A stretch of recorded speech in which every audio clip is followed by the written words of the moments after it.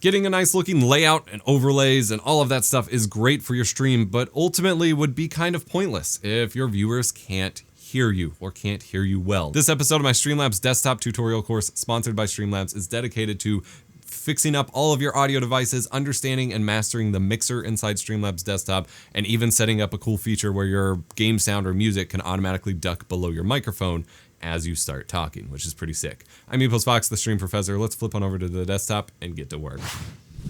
All right, when we switch stream layouts here, our microphone and system audio devices disappeared from our mixer. And if that happens to you, do not panic. It's really easy to get them back. Come on over to wherever your audio mixer is. By default, we have it down here in the bottom right, and click the settings cog to open advanced audio settings. Then go to the global settings tab. Here we will choose our desktop audio device, which for me is my mixer, and then my Yeti Studio microphone, which is connected to my mixer here. So those are the only audio devices I need. If you have a mixer or an audio interface with multiple audio options, such as a separate chat mix or something like that, you could choose that for desktop audio device too. Similarly, if you have multiple microphones for multiple guests or other inputs, you could choose them from 1, 2, and 3 under the microphone inputs. If you need more audio devices than this, you can still add them as individual sources to your scene. So if you could click plus on a source, over here under video and audio, you have audio input and output captures, and these are the same things. Microphones, input devices, those kinds of things. You can choose from the device list and add them on a per scene basis. But if you do it this way, you will have to add them on a per scene basis, which means I may have added an audio input capture on my just chatting scene, but on my be right back screen, it's not there. Any of the devices you add in those global settings will always be in the mixer. When you add them per scene, they will only be on those individual scenes. Now you can add them to another scene. So if I go to this and then audio input capture, it will let me choose the one that we already made, but it's not going to be there by default. I'm going to go ahead and delete that. And then we have a lovely mixer here that shows our speaker volume, our microphone volume, as well as other sources we may have. Now, a lot of these are the media sources for our layout that you see on screen, and most of them are not going to be making sound. So we can go ahead and mute them, and we can hide them by clicking the settings cog and choosing hide. Any source that isn't making sound that we don't want to worry about, we can just hide. And if you have a webcam added, like I do, which is just video capture device here, we will go ahead and rename this. We'll call this Webcam MX Brio. That way we know which one it is. We don't want the webcam microphone, because even if it had one, it would be echoing and sound awful compared to our normal microphone and whatever. You don't want that in your scene at the same time. So we're going to mute that, turn it all the way down, and hide it too, just to keep it out of our way. And same with the Magic 8 Ball. I don't think it makes sound, nor does the sub goal, but it makes it easier just to keep it hidden and out of our way. And now we just have the audio sounds that are going to be in our stream, which is our microphone and our system sound. Now, you will want to adjust your levels accordingly for your system sound to make sure that it's not overpowering your voice, that you are heard loud and clear first and foremost above whatever game or music or what have you that you're playing. I have a graphic I will show on screen that to me represents the levels that your different sound sources should be at. I use this in all of my streaming tutorials, regardless of what software you're using. I think this is a generally applicable kind of hierarchy for where your sounds should be. So, for example, with system sound, we don't have anything playing right now, but I can go ahead and play some sound here. I'll just pull up one of my own YouTube videos, I suppose. It represents, because this comes along with other news that Amazon... You can see it here on the levels. Cost cutting. They just announced that they're shutting down their app store, which would potentially... I'm going to bring it down to here-ish.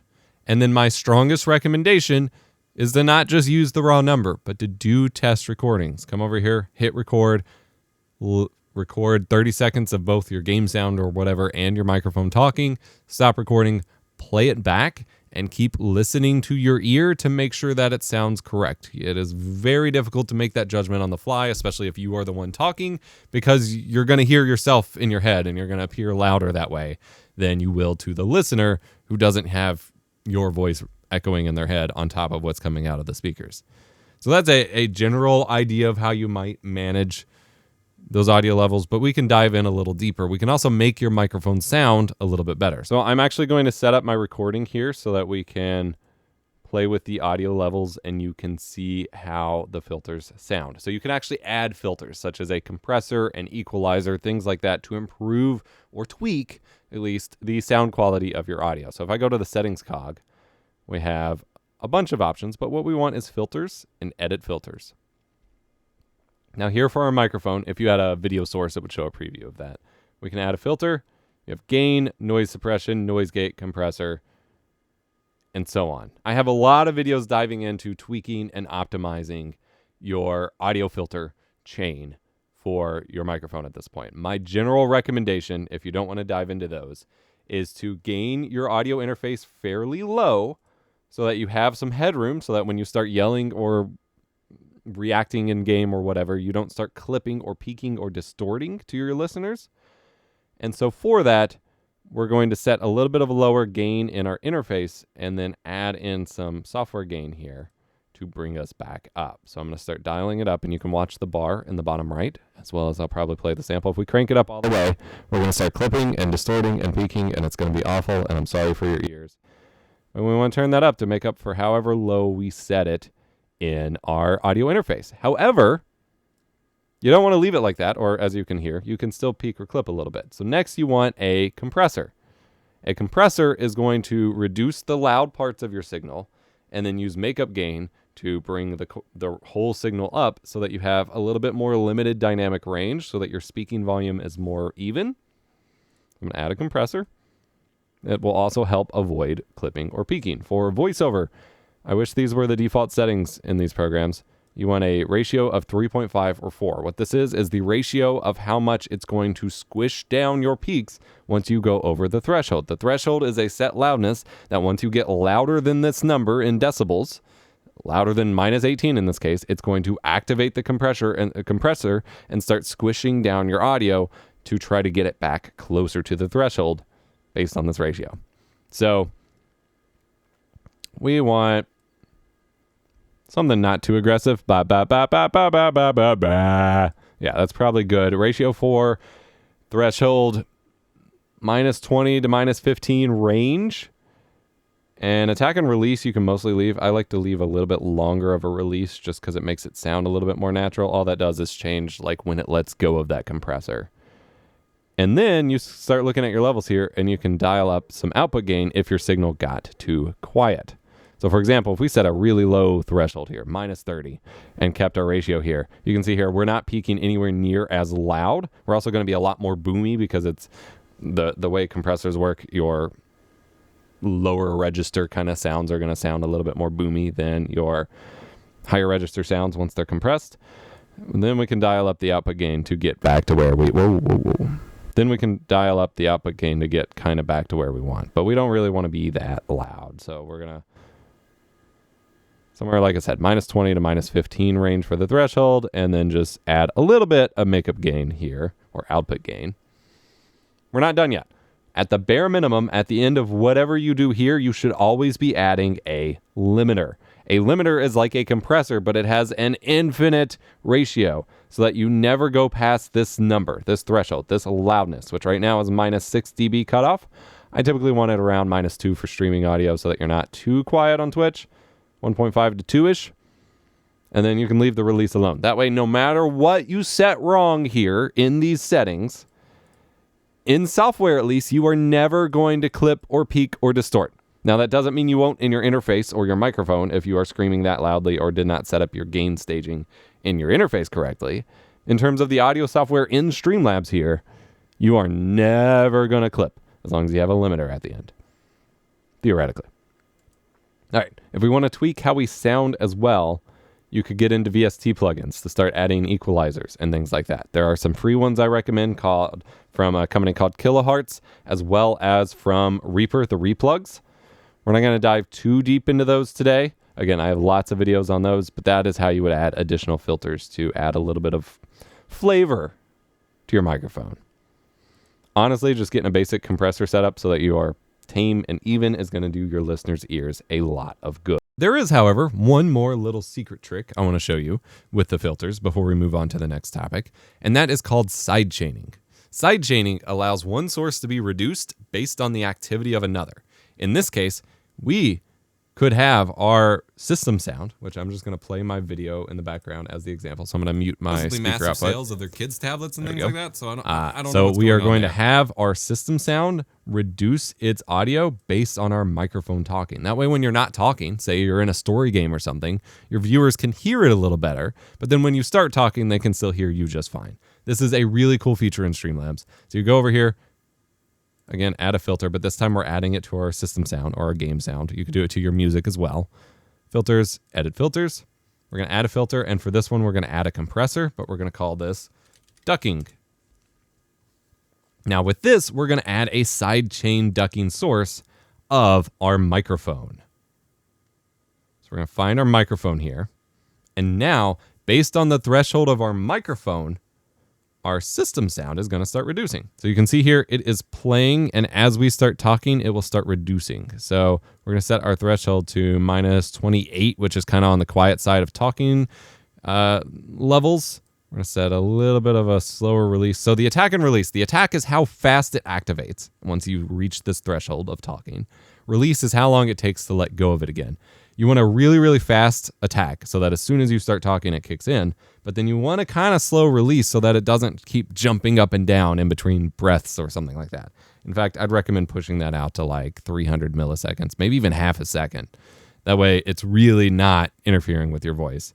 And then with this, you can actually crank up the ratio so that it is really reducing based on when you start talking. So you want a much lower threshold than you did for your normal compressor, because you want it as soon as it really starts picking up your voice. So somewhere around minus 30 to minus 24, and then you want a pretty high ratio to start crunching it down. Now you may still need to reduce the overall level here because you don't want it to shoot back up to normal necessarily. And I'm going to do a test recording of this. So I need to go through and clear that out. You can do that in your creative dashboard. And now I am talking over my own video. I'm sure this is wonderful to listen to. Find each one and click, export, wait. And we're gonna listen to our recording here. So I need to go through and clear that out. You can do that in your creative dashboard. And now I am talking over my own video. I'm sure this is wonderful to. That made a huge difference. That you can see, but effectively, your viewers still get to hear at a reasonable volume what is going on in the background. But then when you start talking, your microphone tells it to turn down. This is a huge feature that I think on any sort of background sound, gameplay sound, music, whatever, if you were doing a live stream, you should be using this feature. So we've set our levels. We've added a couple audio devices here. I want to show you how to manage multiple audio tracks. So in Streamlabs, in your stream settings, which we will dive into, I believe, in the next episode in this course, if you go to settings and output, by default, you're in simple mode. This is what most people should use. Totally fine. But if you change it to advanced, and then in the recording section, you have the option to enable up to 6 audio tracks to be recorded. So by default, when you record something, you have a stereo audio track that is everything mixed together. And for live streaming, that's typically what you want. You want your game sound, your music, your microphone, all of that in the same recording or in the same track, because that's what your stream will hear. Your stream will only hear that at one time. But when you're recording, you might want a little bit more flexibility to manage your audio mixing in post rather than all upfront in your stream. For me personally, as much as I do all this stuff for live streaming, I tend to do all of my mastering in post rather than on the fly. Just it's where I'm most comfortable. It's the smoothest workflow for me, yada, yada.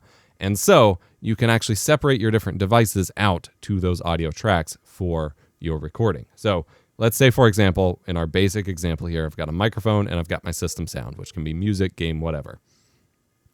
I want to set up so that audio track 1 still goes to my stream and my stream viewers hear everything. But for recording, I have them separated so that I have the flexibility of balancing them differently. So I can go to my settings, output, and then in that advanced recording, I'm going to toggle on 3 recording tracks. For streaming, you can choose which audio track you want.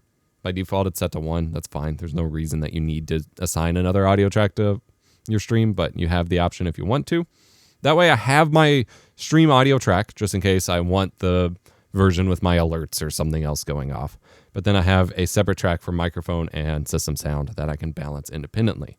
You're not done with that step, however. Next step is to go to the mixer, click the gear icon next to it to open advanced audio settings. And now if you've enabled those tracks, you can see here, whatever tracks you've enabled in your recording, you now have available to assign your devices to. So again, Number 1 is the stream track. And by default, it actually even separates stream track and recording track, which is really cool. You can see everything's going to stream track, which is number 1, which includes my alerts.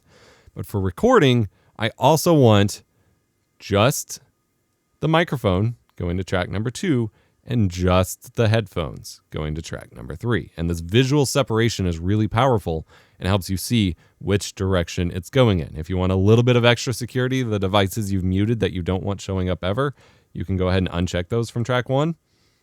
If they're already muted, it doesn't really matter, but you have the option of doing it. But I love how this is displayed so you can immediately see which one goes where. And by default, they're not even assigned to those extra recording tracks until you do so. So again, track 1 is everything. My alerts, my microphone, my system sound, all of that. Now my new track 2 is just my microphone by itself. And track 3 is just my headphones by itself. So if you do any sort of editing, highlights, montages, whatever, and you want the flexibility to just isolate those individual tracks for use, you have that here.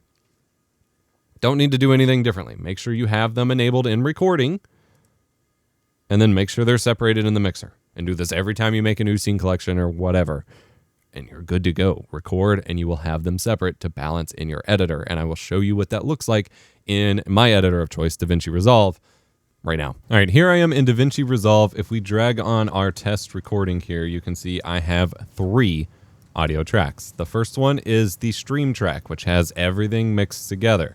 The second one is just our voiceover. The third one is just our system sound. So if I isolate track number 1 and play it. This is a test recording with my system sound. This is a test record. Unity guidelines strike for talking about this. You can see here it has that system sound. If I isolate just the microphone track, it just has that. And then this, it's just the desktop sound. And I can either manipulate these clips individually or in the track mixer in Resolve to best control the levels on my own or do automatic keyframing of the levels, yada, yada. I have all of that flexibility. Again, full course playlist link will be in the description below. As always, go check that out to keep your education journey going. And remember to be kind, rewind.